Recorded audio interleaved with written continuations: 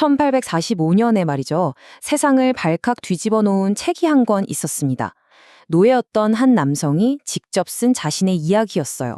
바로 프레데릭 더글러스의 정말 강렬한 자서전인데요. 그의 글이 어떻게 노예제에 맞서는 가장 날카로운 무기가 될 수 있었는지 지금부터 한번 같이 들어가 보시죠. 자, 이 인용문으로 한번 시작해 볼까요? 이게 무슨 뜻일까요? 그러니까 수세기 동안 노예제에 대한 이야기는요, 전부 다 주인의 목소리로만 쓰여졌다는 거예요. 그쵸? 늘 사냥꾼이 영웅인 이야기만 있었지 정작 사자의 이야기는 아무도 들어주지 않았던 거죠. 그런데 바로 그 1845년에 드디어 한 마리의 사자가 펜에 든 겁니다. 바로 프레더릭 더글러스가 등장하는 순간이죠. 이건 그냥 단순한 회고록이 아니었어요. 이건 억압받던 쪽에서 처음으로 터져나온 정말 혁명적인 외침 그 자체였습니다.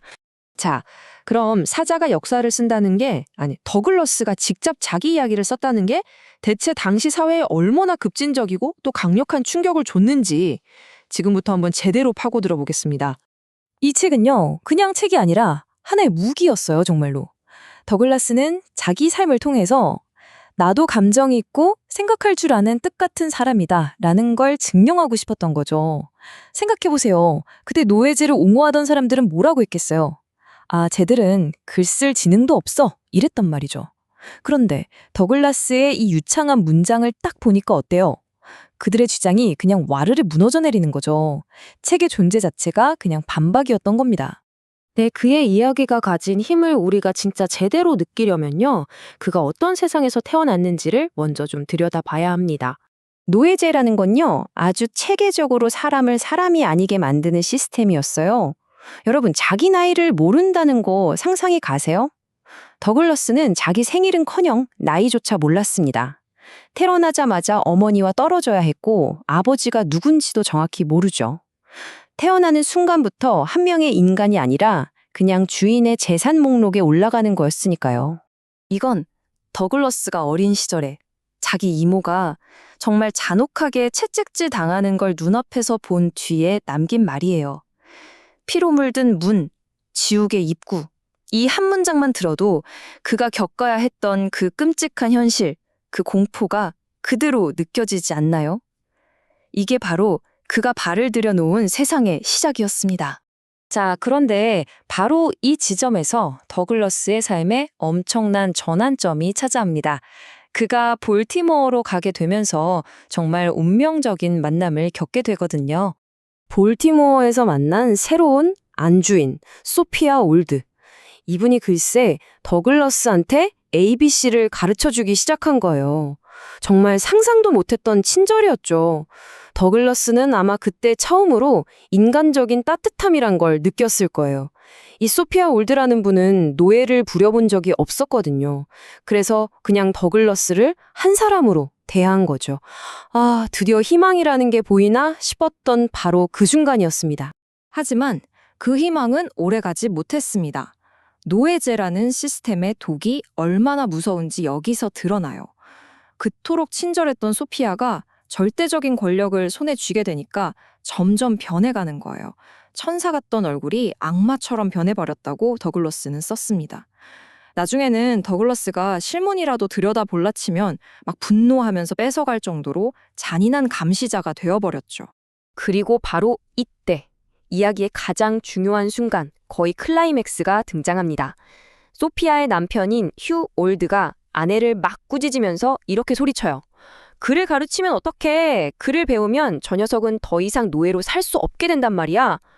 바로 이 말이요.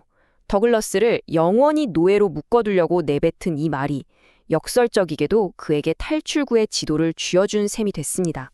바로 그 금지의 순간에 더글러스는 머리를 한 대 맞은 것 같은 충격을 받습니다. 그는 이걸 특별한 계시라고 표현했는데요. 노예제라는 거대한 시스템의 가장 핵심적인 비밀을 그 급소를 딱 꿰뚫어 보게 된 거죠. 네, 그는 마침내 그 비밀을 알아챈 겁니다. 백인이 흑인을 억압하는 힘의 원천은 바로 지식의 독점이었구나. 다시 말해, 글을 읽고 쓸 줄 아는 능력, 바로 이 문해력이 곧 힘이었던 거죠. 휴 올드는 자신도 모르게 노예 풍제의 가장 큰 비밀을 실토해버린 셈이고, 더글러스는 바로 거기서 자유로 가는 길을 발견한 겁니다. 그런데 말이죠. 이 위대한 깨달음이 마냥 좋은 것만은 아니었습니다. 새로 얻은 지식에는 아주 복잡하고 또 고통스러운 부작용이 따라왔거든요. 글을 읽게 되니까 자신의 처지가 얼마나 비참하고 부당한지 너무나도 선명하게 보이기 시작한 거예요. 자유라는 단어를 알게 됐는데 정작 자유로워질 방법은 보이지 않는 거죠. 마치 캄캄한 구덩이에 빠진 걸 깨달았는데 정작 빠져나갈 사다리는 없는 그런 심정이었던 겁니다. 정말 끔찍한 절망감에 휩싸였죠. 그러니까 이게 바로 깨달음의 역설인 거죠. 글을 배우는 게 행복이 아니라 정말 말로 다 할 수 없는 고뇌를 가져온 겁니다. 의식이 깨어나니까 내 발에 채워진 족쇄가 얼마나 무겁고 차가운지 그 무게가 훨씬 더 고통스럽게 느껴진 거죠. 그래서 가끔은 차라리 배우지 않았더라면 이게 축복이 아니라 저주가 아닐까 이런 생각까지 했다고 합니다. 하지만 더글러스는 그 고뇌에 주저앉지 않았습니다. 오히려 그 고통을 연료 삼아 행동으로 옮기기 시작했죠.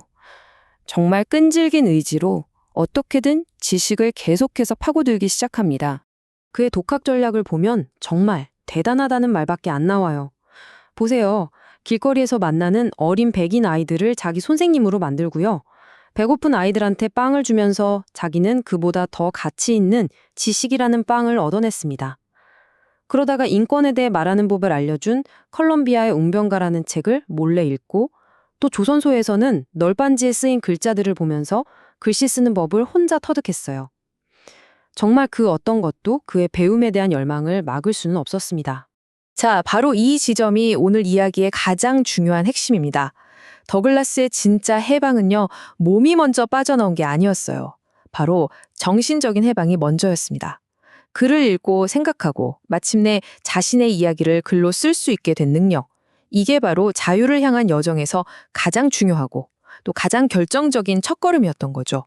이미 그때 그는 마음속으로는 더 이상 노예가 아니었던 겁니다. 더글러스의 이야기는 시간을 훌쩍 뛰어넘어 지금 우리에게도 아주 강력한 질문 하나를 던집니다. 그 시대에 지식이 자유로 가는 길이었다면 과연 오늘날 우리에게 지식은 어떤 힘을 가질까요? 수많은 정보와 어떤 면에서는 보이지 않는 억압 속에서 우리를 진짜 자유롭게 만드는 지식은 과연 무엇일지 한 번쯤 깊이 생각해보게 만드는 것 같습니다.